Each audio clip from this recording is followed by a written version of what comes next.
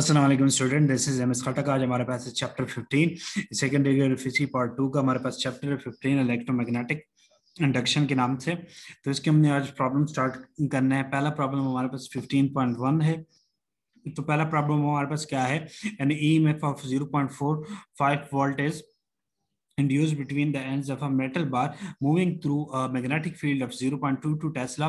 What field should be needed to produce an EMF of 1.5 volt between the ends of the bar, assuming that all other factors remain the same? क्या कहता है हमारे पास numerical हमारे पास कि एक EMF of 0.45 electromotive force है हमारे पास 0.45 volt की, जिसको हमने इंड्यूस किया है मेटल बार्स के दरमियान में, मूविंग थ्रू मैग्नेटिक फील्ड के थ्रू। जिस एक मैग्नेटिक फील्ड है जिसके थ्रू हम इसको मूव कर रहे हैं। मैग्नेटिक फील्ड स्ट्रेंथ कितनी है, 0.22 टेस्ला है।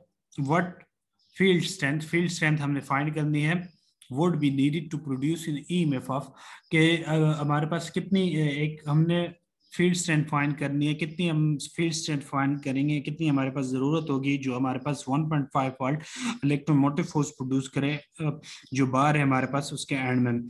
बाकी जितने भी फैक्टर हमारे पास है उसको हमने क्या करना है, रिमेन सेम, ये कांस्टेंट हमने करना है, कंसीडर करना है। तो देखते हैं हमारे पास क्या है, डेटा लिखते हैं हमारे पास। तो डेटा में हमारे पास क्या है, इंड्यूस्ड ईएमएफ हमारे पास इंड्यूस ईएमएफ हमारे पास E1 0.45 वॉट है। मैग्नेटिक फील्ड हमारे पास B1 हमारे पास कितना है, B1 हमारे पास है 0.22 टेस्ला। इंड्यूस ईएमएफ E2 हमारे पास 1.5, एप्सिलॉन 2 हमारे पास 1.5 वोल्ट है। मैग्नेटिक फील्ड हमारे पास स्ट्रेंथ हमारे पास B हमने फाइंड करनी है। ठीक है भाई, फार्मूला हम फार्मूले की मदद से जानते हैं कि म्यू जो होता है, एप्सिलॉन जो होता है हमारे पास E is equal to VB l sine of theta होता है। फॉर एप्सिलॉन 1 हमारे पास या E1 हमारे पास क्या होता है, VB1 L sine of theta. और हमारे पास फॉर एप्सिलॉन 2 या E2 हमारे पास कितना होता है, VB2 L sine of theta.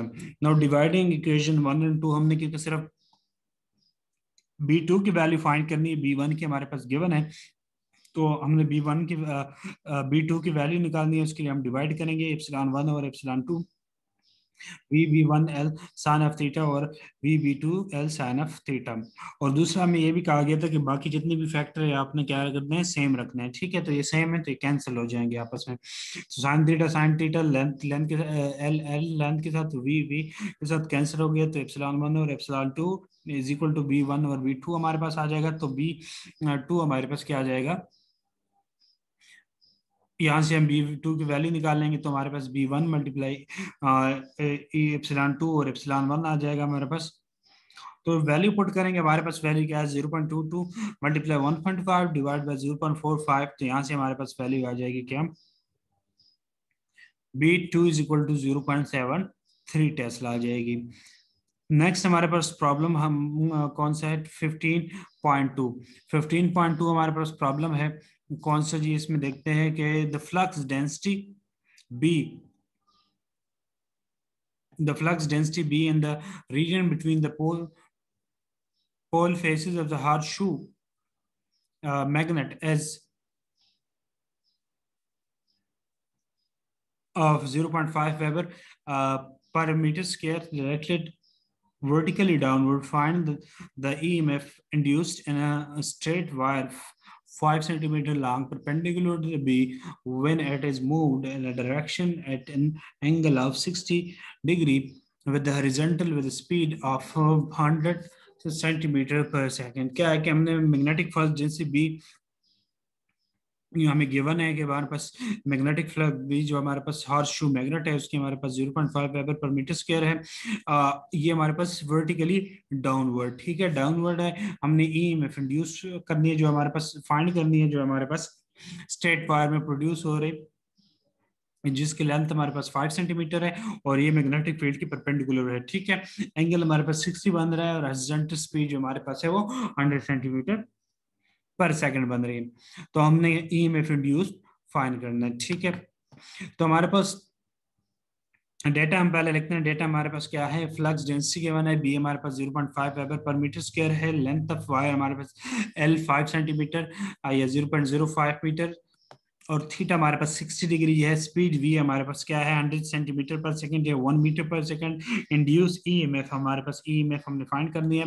तो हम जानते हैं हमारे पास फार्मूला क्या है, E is equal to epsilon is equal to v B l sine of theta.